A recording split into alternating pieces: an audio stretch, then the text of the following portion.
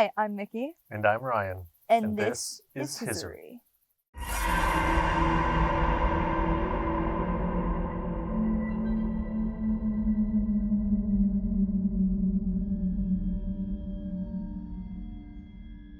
All throughout history, different cultures have believed in the paranormal. Divine gods, spirits, aliens, shaman, witchcraft, and divination, just to name a few.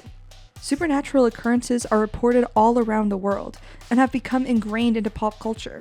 Since the beginning of humanity, people have been questioning the bigger picture of existence. What is really out there? Where do we go when we die? Are there aliens? Ghosts? Bigfoot?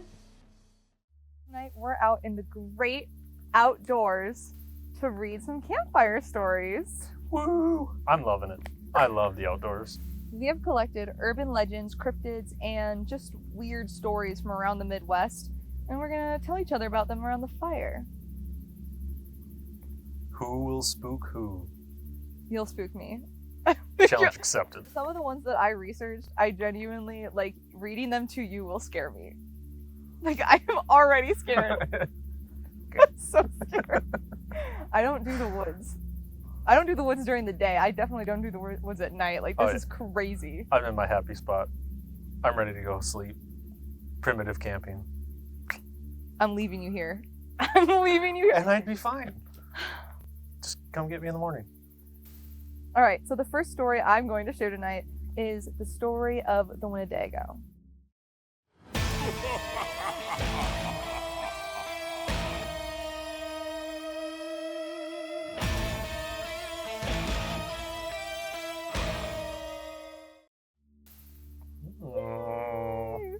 That is a good one.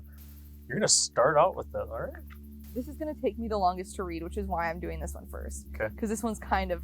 I went a little too much. I went a little too much in depth. Too deep. All right. I went too deep. Also, the later it gets, the more this will scare me. Yeah, that's a good point. I'm already... This is one of the two that I'm genuinely scared of. I genuinely do not want to talk about it. But... Which is great, because you aren't even supposed to say the name. Well, I have that in here. I actually wrote about that in here. We'll talk about it. I'm really excited. I won't rush. I'm sorry, I won't No, rush. It's crazy. Because, fun fact, when me and Ryan first started talking about this show, we were talking about a certain cryptid that is lured by its name. And I'm not going to say, but I talked about them for months with Ryan. Months. Not knowing that. No one told me that key piece of information. And then one day we were on the Bigfoot hunt, I think, and someone in the group was like, oh, when you say that, they come at you. It attracts them, yes. I just thought it was common knowledge. I'm sorry, I really thought it was just... Months of my life. No one said anything. Okay. So Wendigos. The Wendigo is an infamous cryptid that has become misconstrued by Western media and lost the power of the true folklore behind it. And now we're going to talk about it, because this is why I wanted to do it first. So, obviously, we'll get more into depth in it, but essentially the Wendigo, when you think of the Wendigo, what do you think of? Visually. It's so hard to think of it, because it sounds like it shapeshifts, at least to some point. Okay. So, I guess I don't really know. I have no idea what I'd be looking for. Really? Well, Wendigos, in most Western media, is seen with antlers. You'll always see them drawn I've with heard of that. The deer head with antlers. Yep. That is not, I don't know where that came from. It's not real. I didn't think so. The shape-shifting is not completely accurate, but I feel it would make more sense if it did. All right. So, I do need to put a disclaimer on here. I am not a member of the Algonquin Nation. However, I did grow up hearing about Wendigos, but I heard it specifically from the Ojibwe perspective. I never heard other versions of it, and I didn't know about Western perception of it until Supernatural. So, there is some debate about the use of the name Wendigo. I'm going to switch between Wendigo and Wendigo, just so everyone knows. There's also some debate in the use of any name, and in many cultures, they believe that using the name will call the entity and invite the energy in. Personally, I'm a believer in this, and there are some names that I go out of my way to avoid, like the one we were talking about earlier. Are you going to say it at all? I don't want to. Okay. Well, okay, I will. Okay, guys. This will I'm happen actually scared. Once. This is the one time that you'll see this on camera. I want to say it. Like, we're in the middle of the woods is the thing. We're like the start of a woods. We aren't in the middle of the woods. Close enough. Okay. So the word, oh my god, I'm so scared. I'm so sorry. Okay, skinwalkers. We don't say that word, and you'll never hear me say it again. However, after the following conversation on the etymology of the name, which I don't know if I'm pronouncing it right, which is really ironic, I hope it will make sense as to why I'm saying it so openly in this episode. So, the cryptid originates from the Algonquin tribes. Algonquin is a linguistic group that refers to many different cultures and nations. Some of these nations that we'll talk about are the Cree, the Ojibwe, and the Innu. These nations inhabited the northeastern seaboard and continental interior of the northern Americas, so like Great Lakes, basically. Okay. Right into us, and then we're the very edge of that, especially up north. The idea of Wendigos in Minnesota are more northern. Okay, but it is still in Minnesota. Yeah. Okay. Well, we'll get into it. It's not like one entity. It's a lot of them. Okay. Which is a little concerning. I want to hear more. Yeah. So there are some differences from culture to culture when like talking about it, but most of them remain in the same like vein of creature. So the first thing is the name Wendigo. Wendigo is the Western name for it. The tribes all have different alterations of it, and so the first version of the name in Western media was in 1714. That's how old this story is. Oh. Like, Europeans knew about it in 1714, and it was long before then that it really became a thing. Okay. And so that was labeled as Whitego. It combined the Cree name Whitecone with the Ojibwe name Wendigo. So they kind of just put it together. Yep. According to modern reconstruction of Proto-Algonquin, the term most likely is derived from Winnetekowa, which has the potential translation to owl. In certain Algonquin tribes, like the Ojibwe, it is believed that owls are a bad omen and can warn death, which would make sense with the translation. Yes. So, I was also told as a kid that the real name for Wendigo isn't taught to most, as it would only bring the negative entity. So despite the name still being a taboo, I'm willing to say it for the sake of sharing the lore colonization of the cryptid. But it is like worth noting that people, when they're kids and they're told about it, it is like you are told that that isn't the proper name for it, but it's like kind of a nickname so that you're not calling the entity to you. You're not. Which is why I'm more okay with saying it. I still think it's a little risky. Still think it's risky. You're riding the edge, yeah. Yeah. Sure. But I'm going to say it like 18 million times, so. That's on you, not me. You're right.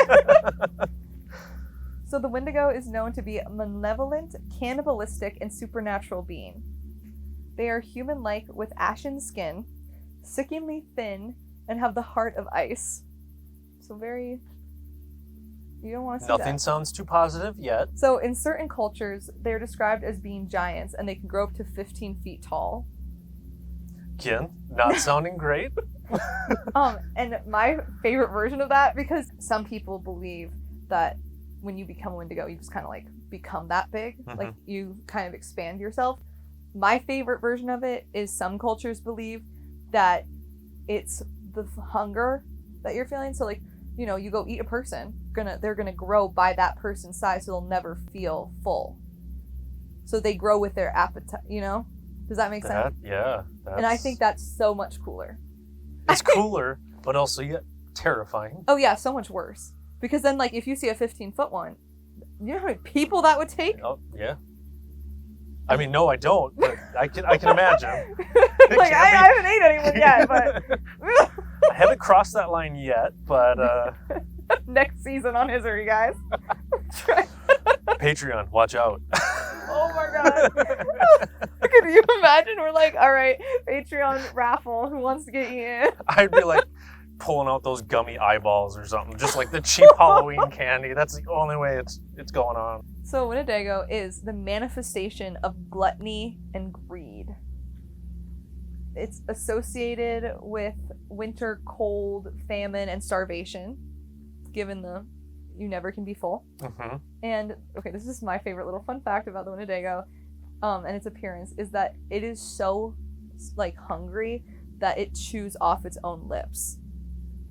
So like one of the key markers of like, okay, it's not just a zombie, it's a Wendigo, is because its lips have been eaten off. That is terrifying. I have never heard that, and that, yeah. Yeah. Yeah. Makes sense though. I mean, if you got that much of a hunger. Yeah. Sure. Absolutely, it makes sense. One of the last warm parts of you. Gotta eat it off. Awesome, right? Okay. But wait, there's more. Oh, there is. I know. You haven't turned the page yet, so. Okay. So a key factor about them is they smell terrible, foul scent. Okay. Like rotten. Well, I mean, it smells like rotten meat, decomposed. That I have heard of. It's just decomposing human flesh, while also carrying animal carcasses.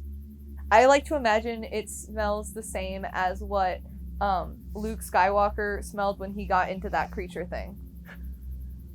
Do you know what I'm talking about? That's the perfect picture. Okay, yes. yeah, that's what I imagine the ghost smells like. So they're almost entirely human in origin, which is also like one of the really traumatizing parts of it. They're one of the few, I think they might be the only cryptid that I can think of anyway, that if they were human, like you could be one. Right. If you go down the wrong path, one. you will become one of them. Yeah. You will become your worst nightmare. Just awesome to know that. I'm glad you're loving it because I'm not so sure anymore. Choked on my hair. Okay. Oh, these lips are delicious. Oh my god. That's such like a good, I just love when you can look at these like cryptids or folklores and you can just see the like when someone was thinking about it and they just picked the smallest detail to capitalize on. That is so ingenious because it is such a haunting image. It's a really haunting is. thought, and it'll stick with you. Like if you were a kid and you get told that, that's good. Yeah. Someone's gonna offer you an extra piece of pizza and you're gonna be like, no, I'm not greedy. Like you're gonna protect yourself. I gotta start. I gotta slow down. We're saying the name left and right. You're greedy. We're done. We're done. What We're the cooked. heck was that? I thought that was you. Ryan, don't do this. I swear to God, that was not me. Ryan. That was behind me. Ryan, I'm gonna call 911. Don't call 911. Just hop in the truck. I'm so scared. Like you There's heard gophers. that though? Yes. Okay. There's gophers. There's gophers. Don't start looking in that I'm not. direction. I'm just scared. I'm just scared. Okay, I'm gonna continue my story. In most traditions, the transition from man to Wendigo is caused by possession or acts of cannibalism induced by starvation. Because that used to be a really big problem. So the process starts with like the person just starts to become more self-serving and greedy like in everyday life. So less charitable, but then it like slowly becomes more of the greed for meat and then raw meat and then flesh. Interesting. And then human. That's quite the progression. Yeah. It's interesting to think about, like, it starts in a very realistic place that a lot of people find themselves, and then it gets to, like, oh, I am eating a person. How does it get to that point? I have so many questions, and I don't know if I want them answered. I did not, it's not too gory. I left a lot of the details out that they kept. Another interesting part is, so in psychiatry, there is a culture-bound syndrome called the Wendigo psychosis. Like, it's an actual documented disorder. And so the symptoms include a craving for human flesh and, depending on the tribe, destruction of the environment and aggressive greed. I think that is a cool tie-in, too. It's just that there is still the part of, like, the greed is about nature. If you go and burn down a forest, you might be becoming a Wendigo. What happens to the people who accidentally set fire to a forest? I think they would still be considered. You weren't careful enough? You asked You didn't for care it? enough. I'm going to watch this fire like a hawk. Good idea. And so during the early stages of colonization, Wendigo psychosis was actually reported among French missionaries in 1661. That is how early it got to France. 1661. That's how early the psychosis was? Yeah. So, the Jesuit relations, pardon if that's wrong. We tried. This is a direct quote. What caused us greater concern was the news that met us upon entering the lake, namely the men deputied by our conductor for the purpose of summoning the nations to the North Sea, and assigning them a rendezvous, where they will await our coming, had met their death the previous winter in a very strange manner. Those poor men were seized with an ailment unknown to us, but not very unusual among the people we were seeking. They are afflicted with neither lunacy, hypochondria, nor frenzy, but have a combination of all of these species of disease, which affects their imagination and causes them more than canine hunger. This makes them so ravenous for human flesh that they pounce upon women, children, and even upon men, like veritable werewolves, and devour them viciously, without being able to appease or glut their appetite, ever seeking fresh prey, and the more greedily the more they eat. This ailment attacked our deputies, and, as death is the sole remedy among victims for checking such acts of murder, they were slain in order to stay the course of their madness. Wow. Imagine, I think the part that got to me was like, wasn't lunacy. Like, they aren't hypochondriacs. They're not making this stuff up. Like, it's physically affecting their, yeah.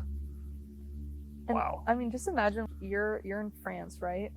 And it's 1661, and some guy is talking about the New World, and they're like, "You want to read this pamphlet?" And you open it, and then that's the first thing you read. The old world sounds pretty good at that point. You're like, all right, going back to my village. Cool.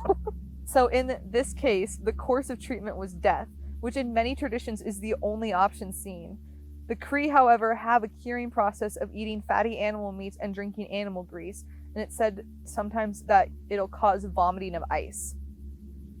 So like if you are like suffering from Wendigo psychosis, that is, I mean, you can still get treatment for it, and that is what the treatment is. It's said that you will vomit ice, and then that's how they know that you're being cured. I don't even know what to say to that.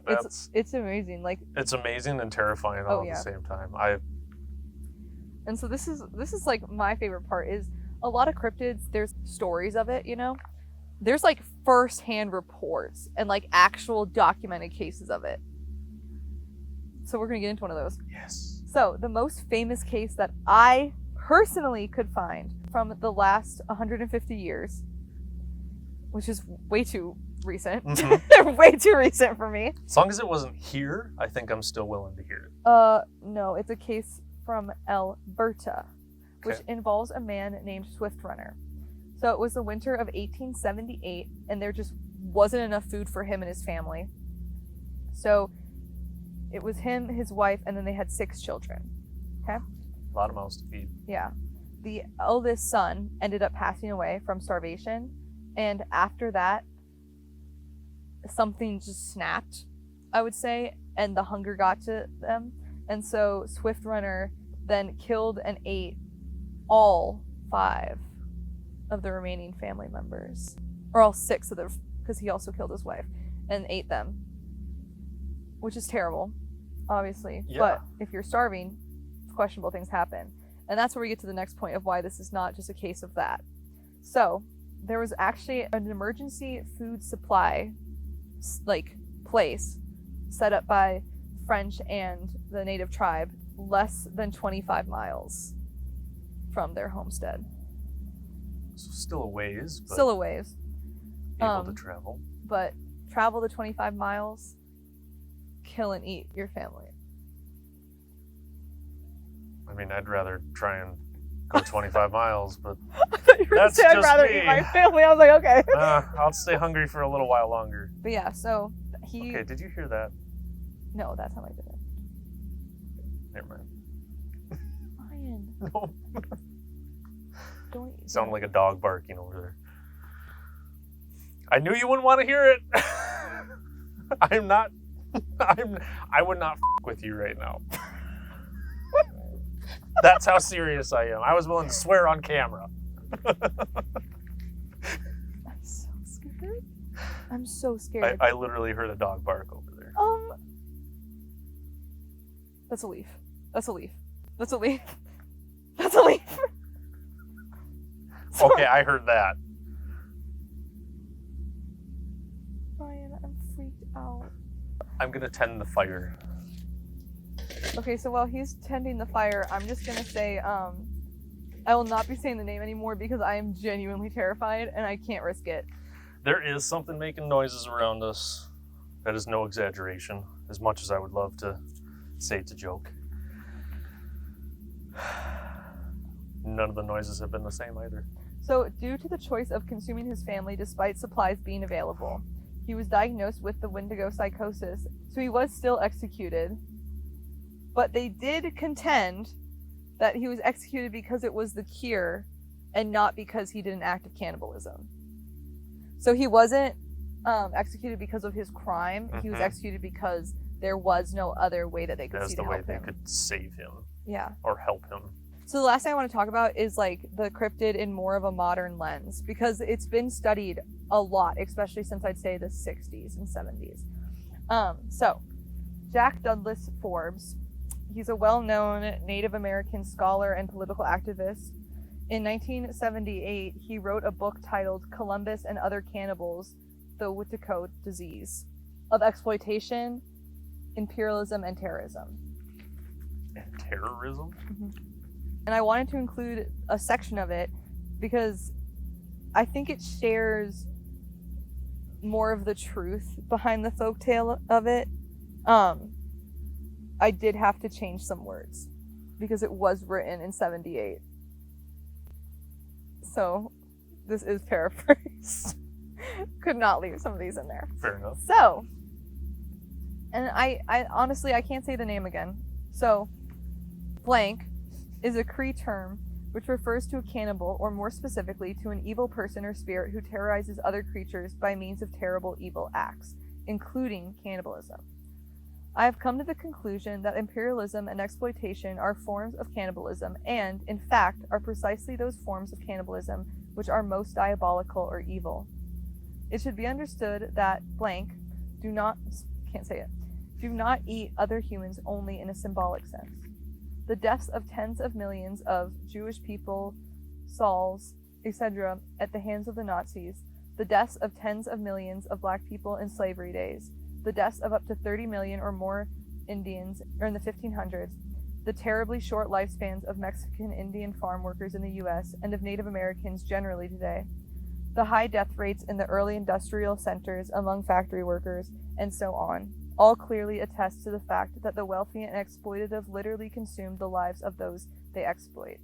That, I would affirm, is truly and literally cannibalism, and it is cannibalism accompanied by no spiritually meaningful ceremony or ritual. It's a perspective that I don't think we're, like, taught to look from. Absolutely not, no. Yeah. And it's, I mean, when I first read that, I sat with it for, like, a week, deciding if I was going to put it in here or not. But I think it's so, I think it's a really good